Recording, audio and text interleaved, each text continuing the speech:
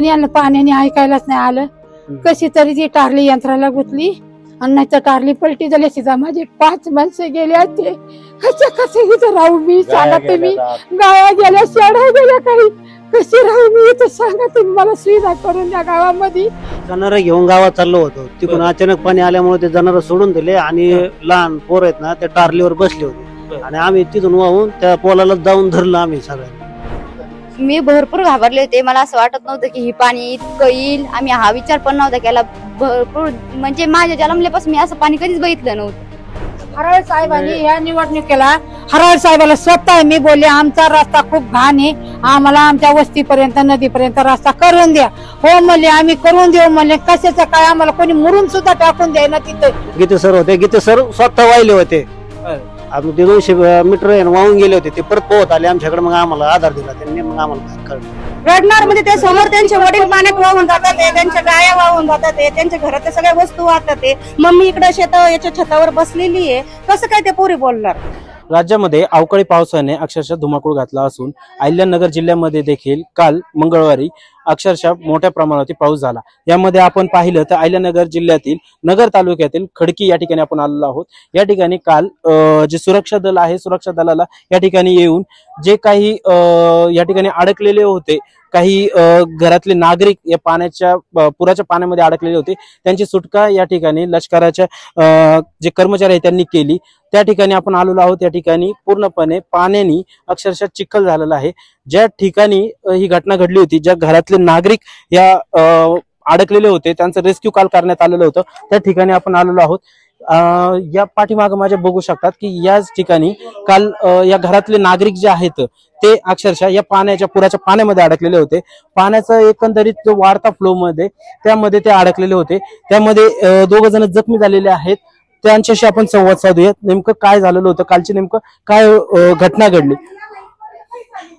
दादा, काल नेमकं काय घडलं? काय इथं पावसाचं कसं प्रमाण होतं? एकंदरीत काय पाऊस इतका भरपूर होता की ते अचानक पाणी आल्यामुळे आम्हाला काही करता नाही आलं कुठे काहीच. आणि काल नेमकं तुम्ही कुठे चाललेले होते आणि काय? जनावर घेऊन गावात चाललो होतो, तिकडून अचानक पाणी आल्यामुळे ते जनावर सोडून दिले आणि लहान पोर आहेत ना त्या टारलीवर बसले होते आणि आम्ही तिथून वाहून त्या पोलाला जाऊन धरलं आम्ही सगळ्यांनी. तुम्ही तिथून वाहत गेले? वाद येऊ आम्ही 2 जण तिथं आणि पोलाला धरलं सगळं. ही लागालागी एवढी झाली, पायाला जखम झाले. 4 घंटे पाण्यामध्ये होतो आम्ही. आणि एकंदरीत तिथं ज्यावेळेस तुम्ही चाललेला होता तर मग कोणी बघितलं आणि प्रशासनाला कधी म्हणजे कोणी कळवलं की तुम्हाला तुमची सोडवणूक कशी झाली? प्रशासन आहे ना गावातल्या लोकांनी सांगितलं प्रशासनाला. बरं. मग ते आल्याच्या नंतर गावातल्या लोकांनी मदत केली आम्हाला काढण्यासाठी. मग पाणी जेव्हा कमी झालं त्या टायमाला पोलीस लोकांनी मदत केली आम्हाला. गीते सर होते, गीते सर स्वतः वाहिले होते. आम्ही ते 200 मीटर वाहून गेले होते. ते परत पोहत आले आमच्याकडे, मग आम्हाला आधार दिला त्यांनी, मग आम्हाला बाहेर काढलं. काल किती वेळ तुम्ही त्या खांबाला लटकलेले होते, त्या अवस्थेत होता? 4 घंटे आम्ही त्या पाण्यात होतो खांबाला धरून. बरं. आणि नंतर मग कसं त्या तिथून कशा पद्धतीने सोडवलं? काय नेमकं काल काय घडलं इथं? रस्त्या लावून सगळ्यात ना रस्त्याने बाहेर काढलं आम्हाला माणसांनी. 4 घंट्याच्या नंतरला. तुम्ही होते का बाबा इथं कालच्या? काय एकंदरीत पावसाचं वातावरण होतं आणि काय अचानक असं घडून आलं? अचानकच घडलं साहेब. ती म्हणजे असं सांगताच यायचं नाही की बा इथं जादा झाला, हा कोणाचा वसंतबांधारा फुटलाय का, कुठे तलाव फुटलाय का, काय हे सांगताच यायचं नाही ना. पावसामुळे आहे ना फक्त आम्ही काय केलं की आता हे ट्रॅक्टर बिक्टर घेऊन आहे ना गावात आहे ना सगळे पोरं सोरं घेऊन निघलो होतो, गाया गुरं घेऊन. तर ते अचानक मध्येच झालं सगळं. ते सगळं गाया वाहले, असं माणसं वाहले, असं झालं. ते मुली उलट त्या टारलीवर थांबल्या नसत्या तर तेही झाले असते. नाते आहे का तुमचे? त्या नाते. काय झालं काल नेमकं? काय काय घडलं? मुलींनी टारलीला धरलं. टारलीला धरल्यावर एक सून होती मोठी, 2 मुली होत्या नाती. त्यांनी टारलीला धरलं 4 घंटे पाण्यामध्ये. आणि मग त्यांनी काय केलं, त्यांना गडबडी हे वावले का वारवात हात घातलेले होते पोरांनी. ती वारव पलटी झालं. मग वावले म्हणले काका आणि दीदी म्हणायचे वडिलांना, पप्पा वावाले म्हणले आमचे. मग त्यांनी हे हात सुटलं पोरींचं. एकाचा ती मोठी सून काय म्हणती का पोरी हात सोडून नका, हात धरा. मला घाबरट आल्यावानी होतंय. आणि मग तिथून पुढं त्यांनी खांबाला झालं हे हाताने खुणवायचे, वर जा महालदावरले खाली येऊ नका, हे तुम्ही टारलेच राहा म्हणायचे. पण यांना पाण्याने ऐकायलाच नाही आलं. कशी तरी ती टारली यंत्राला गुतली आणि नाही तर टारली पलटी झाली. सीधा माझे 5 माणसं गेले. ते कसे इथं राहू मी, सांगा तुम्ही. गाया गेल्या, शेळ्या गेल्या, काही कशी राहू मी इथं, सांगा तुम्ही. मला सुविधा करून द्या गावामध्ये. मी काय करू एवढे लेकरं बाळा घेऊन. काय आता पालकमंत्री आलेले होते, पालकमंत्र्यांकडे ज्या बोलल्या आजी ते त्यांच्या फक्त शेतीसाठी बोलल्या. हे आमचे मामा मामी आणि 3 मुलं 3 मुली सुना त्यांच्या, हे सगळे पूर्ण फॅमिली त्यांची, हे सगळे छोटे छोटे हे बालक यांचे सगळ्यांचे काल तिथं होते. पण कोणतेही आतापर्यंत यांना शासनाचं नाही अन्न ना धान्य ना जनावरांचं काहीच मिळालेलं नाही. आतापर्यंत जी मदत मिळाली ती फक्त गावकऱ्यांनी आणि नातेवाईकांनी. हे बघा इथं चारा आणलेला आहे, इथं धान्य वगैरे सगळं आणलं, यांना डबे आलेले. तर कोणत्याही प्रकार आज घरात एवढा गाळे कोठे वाहून गेलेले, काहीच राहिलेलं नाही. आज येत ना आपण शेतीचं सगळं नुकसान भरून काढू शकतो, पण फॅमिली वाचली कारण मुलं घाबरले. मी यांना इथून बोलले तुम्हाला काय काय घडलं हे सांगा, पण मुली एवढ्या घाबरल्या का आता सरांसंग काहीच बोलू शकले नाही. कर्डिले साहेब पण आले होते, विखे साहेब पण आले होते, पण काहीच बोलू शकले नाही. काय काय घडलं काल, कसे नेमकं काल नेमकं तू तिथं होती, काय वाटलं मनात, अशी धडधड घाबरली वगैरे होती? मी भरपूर घाबरले होते. मला असं वाटत नव्हतं की ही पाणी इतकं येईल. आम्ही हा विचार पण नव्हता केला. भरपूर म्हणजे माझ्या जन्मल्यापासून मी असं पाणी कधीच बघितलं नव्हतं. ताई तू रडली तिथं, काय नेमकं घाबरली? काल ते एवढं पहिल्यांदा पाऊस बघितला, पहिल्यांदाच बघितला होता एवढा तिचे पप्पा समोर दिसले ना जाताना पाण्यामध्ये, तर ते समोर पप्पांना बघते. आज पप्पा आणि तिचे मोठे काका इथे पोलाला दिसतात, ते समोर टारलीमध्ये बघतात. ते रडणार नाही मग काय करणार सर? मुलीचे रडणार म्हणजे ते समोर त्यांचे वडील पाण्यात वाहून जातात, त्यांच्या गाया वाहून जातात, त्यांच्या घरातल्या सगळ्या वस्तू वाहतात. मम्मी इकडे याच्या छतावर बसलेली आहे. कसं काय ते पोरी बोलणार? आज त्या पोरी 4 तास वरतून पाणी खालून पाणी यामध्ये ते त्यांचा जीव वाचून राहिलेला आहे. अशी करायची पाण्याने. आता तुम्ही तिथं मंत्री आले, त्यांनी पाहणी केली वगैरे, इथं स्थानिक आमदार येऊन गेले. एकंदरीत काय आता मागणी करणार, सरकारने काय केलं पाहिजे बा तुमच्यासाठी? आता धान्य धुण्याची ना काय गाया जनावरांची भरपाई, आता हे घाबरले, शेळ्या जनावर गेलेले, ते जाणार चारा काही लगभग काही राहिलेला नाही. अन्न, वस्त्र आणि निवारा ह्या 3ही गोष्टी त्यांच्या गेलेल्या. काय झाले ते शेतकरी कुटुंब असं त्यांना काही हे बोलता येत नाही.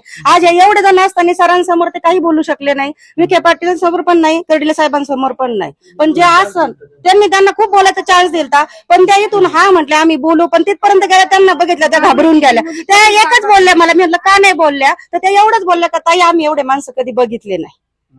आणि दुसरी गोष्ट त्यांचं शिक्षणाचं एवढं नुकसान झालं का त्यांचे जे डॉक्युमेंट्स होते मोबाईल गेले, ते त्यांना आता ऍडमिशनची खरंच गरज आहे. बाकी काही नाही, पण पोरांचं ऍडमिशन आणि यांची राहायची खायची प्यायची सोय करावं. बाबा आता तिथं आपण ज्या ठिकाणी त्यांनी मंत्र्यांनी पाहणी केली त्या ठिकाणी खासदार लंकेंचा बोर्ड आहे, रस्त्यांच्या निधीचे काम वगैरे तिथं.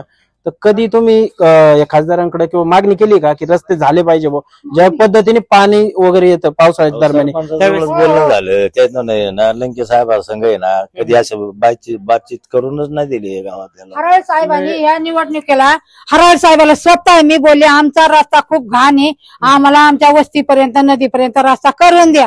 हो म्हणले आम्ही करून देऊ म्हणले. कशाचं काय, आम्हाला कोणी मुरून सुद्धा टाकून द्याय ना, तिथं इतकी घाण आहे आम्हाला रस्त्याला, काय करायचं?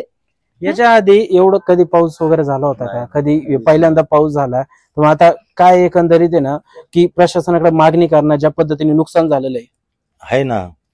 नुकसान म्हणजे असं झालंय की आता शेतीचं आहे, धान्याचं सगळे गाया गेल्या वाहून, काही हायता तुम्हाला सांगतो.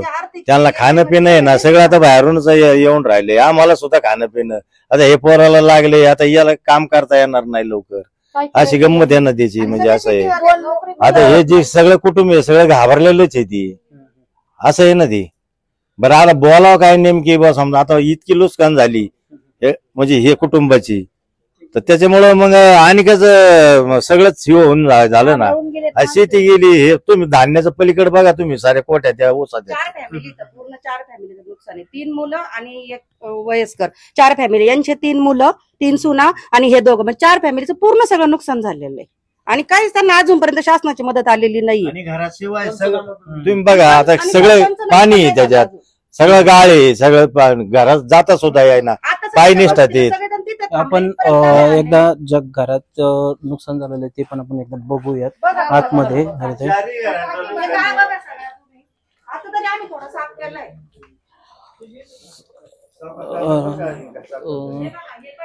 या ठिकाणी आपण बघू शकतो की पाठीमाग पूर्णपणे आतमध्ये गाळ आलेला आहे आणि जे आपण म्हणतो एक किचन स्वयंपाकघर आहे त्या स्वयंपाकघरामध्ये अक्षरशः दानादान झालेली या ठिकाणी बघू शकतात की पूर्णपणे एक कुटुंब एक या अवकाळीमुळे बेचिराग झालेलं आहे. कुठेही स्वयंपाक करण्यासाठी जागा उपलब्ध नाही किंबहुना त्यांना राहण्यासाठी देखील आता सध्याच्या स्थितीला जागा उपलब्ध नाही अशी परिस्थिती या कुटुंबाची झालेली आहे.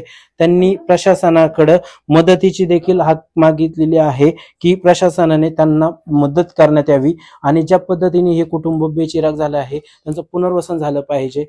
नगर तालुक्यामध्ये ज्या पद्धतीने अवकाळीने धुमाकूळ घातला आहे त्यामुळे अनेक ठिकाणी मोठं नुकसान झालेलं आहे. त्यामध्ये काल ज्या पद्धतीने या ठिकाणी नदीचा जो प्रवाह वाढला त्या पाण्याच्या फ्लोमुळे जे काही कुटुंब या ठिकाणी अडकून पडलेलं होतं 4 तासानंतर त्यांचं रेस्क्यू ऑपरेशन करत त्यांची सुटका करण्यात आली. मात्र आजही ते घाबरलेल्या परिस्थितीमध्ये या ठिकाणी ते कुटुंब आहे आणि प्रशासनाने त्यांना मदत करावी अशी ते मागणी करतात.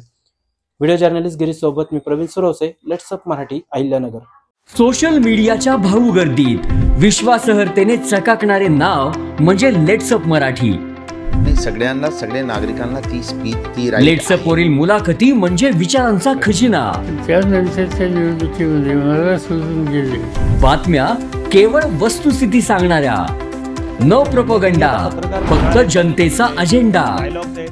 क्योंकि आने वाला कल जाने वाला है, जाने वाला कल आने वाला है. राजकारण, मनोरंजन असो की क्रीडा क्षेत्र, महाराष्ट्राची स्पंदने संवेदनशीलतेने टिपणारे माध्यम म्हणजे लेट्स अप मराठी.